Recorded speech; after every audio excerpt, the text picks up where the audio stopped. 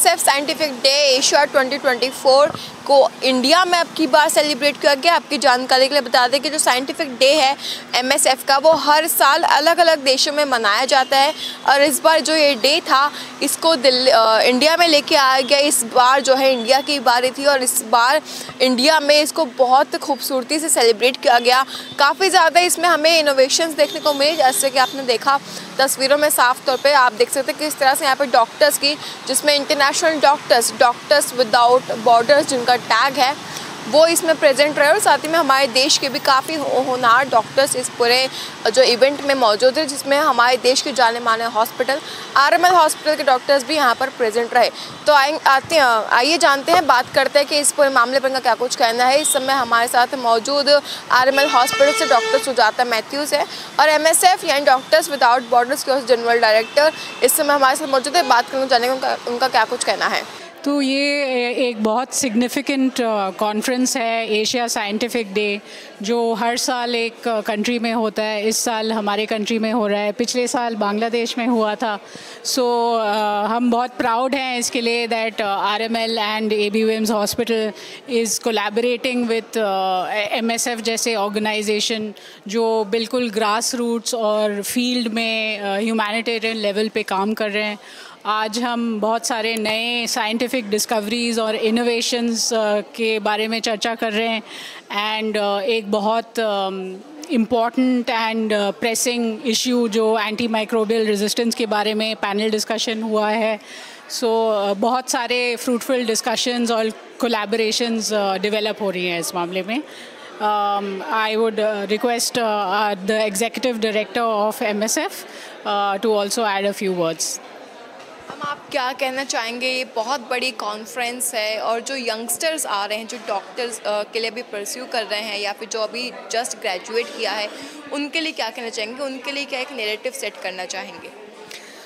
सबसे पहले मैं RML का शुक्रिया करना चाहती हूँ कि उन्होंने हमारे साथ कोलैबोरेट किया, because collaboration gives the opportunity for more like-minded people to work together for the betterment of the society. So आज का दिन हमारे young researchers के लिए एक opportunity है to see other than being a clinician, एक public health expert, एक researcher कैसे समाज में change ला सकता है through the research, through science-based, evidence-based information। आज हम देख रहे हैं कि हमारे देश में नहीं, दुनिया भर में मिसइन्फॉर्मेशन फैलती जा रही है। लोग इन्फॉर्मेशन फॉरवर्ड करते हैं बिना ये जाने कि इसका सोर्स क्या है। सो आज के दिन का ये भी एक इम्पॉर्टेंट वैल्यू है कि जो भी इन्फॉर्मेशन हम यहाँ शेयर कर रहे हैं वो साइंस बेस्ड है, वो डेटा में बेस्ड है। और दूसरा इम्पॉर्टेंट एस्पेक्ट ये है कि जब हम रिसर्च के बारे में सोचते हैं, हमें एक लैब दिमाग में आती है, तो हमें ये बताना है कि रिसर्च जो है वो लैब में ही खाली नहीं होता है। रिसर्च लोग अपने क्लिनिक में करते हैं, अपनी फील्ड सेटिंग में करते हैं और रिसर्च के लिए बहुत सारा पैसा नहीं ज़रूरत है, एक माइंडसेट की ज़रूरत है कि हम सोल्यूशन ढूंढेंगे। और आप देखिए आज जो हमने 5 इनोवेटर चूज़ किए हैं वो कोई ऐसे लोग नहीं हैं कि जिन्होंने बड़ी बड़ी लैब्स में काम किया है। ये लोग आपके और मेरे जैसे हैं, मगर इनकी एक ही ख्वाहिश है, इनकी एक ही अर्ज है कि ये चेंज लाना चाहते हैं सोसाइटी में।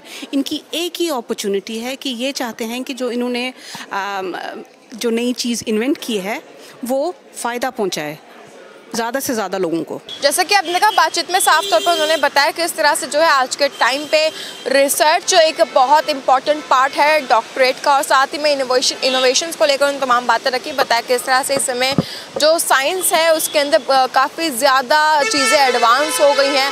अगर हम बात मेडिकल फील्ड की करें तो मेडिकल फील्ड में भी इस बार आपने देखा किस तरह से जो है हर साल के मुकाबले इस बार ज़्यादा डॉक्टर्स प्रेजेंट रहे इस पूरी प्रेस कॉन्फ्रेंस में।